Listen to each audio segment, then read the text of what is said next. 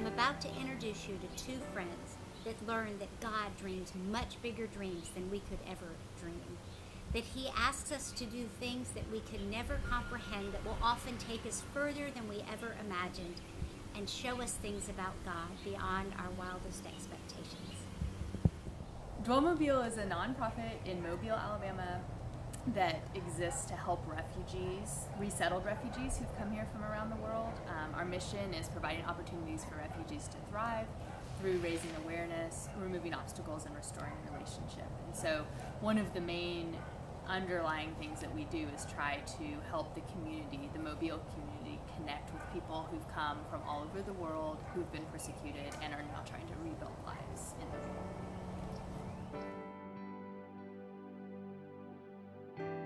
Well, I think the idea for a trip to Lebanon happened about, by now, 6 or 8 months ago in July of last year, and one of the people on the board called and said, Jerry, there's this, I have this idea. We work with refugees here in Mobile, but there's all these refugees over in Lebanon who they're just sitting there waiting for people, and you hear stories about what's going on over there, and why are we over here looking for people when there's all these people over there? And I was thinking about that, and I heard what he said, and I thought that sounds like a good idea. But then a couple weeks after that, I was at some friend's house who came here from Congo as refugees, and they have a church, a Congolese church, and they said, can we pray for you? And I said, yes, please pray for me. And so as they were praying for me, they prayed, God, let dwell not just be something that is in Mobile, Alabama. And I was getting ready in my mind to hear him say, let it be something that is in other cities in the United States. But he said, let it be something that's in other countries. So after we finished praying, he said, now that's not just a prayer, but that's a prophecy. And I thought, I'm not familiar with that word in my everyday life, and what does that mean? And as I kind of prayed about that later, just thought it's something that he felt in his spirit, that he felt like God confirmed when he prayed. And so that was the point I kind of knew maybe we're supposed to go to Lebanon.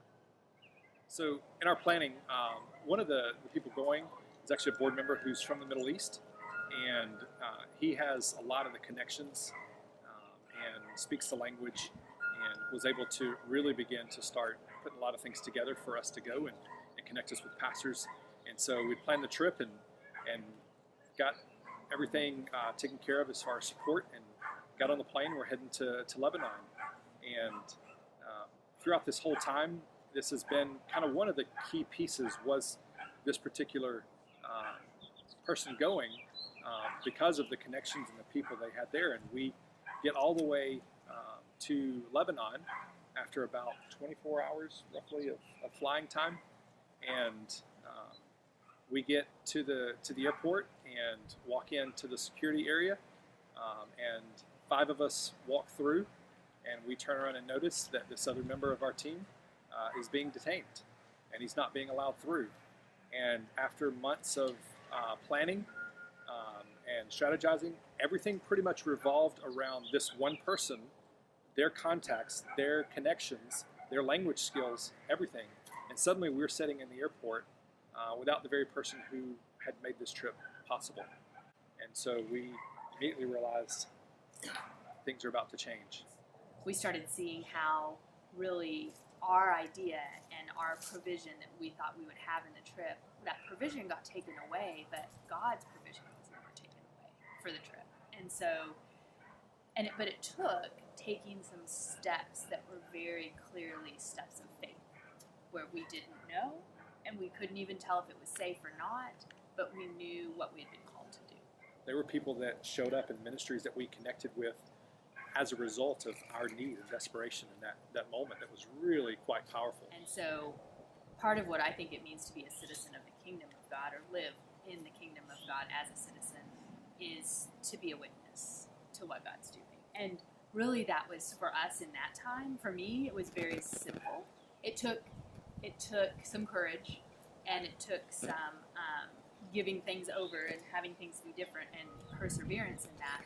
But what we got to see was we got to hear story after story, but one story I'll just share really quickly is about a lady who, she's Syrian, and she's a follower of Jesus. She's been a follower of Jesus for about 3 years.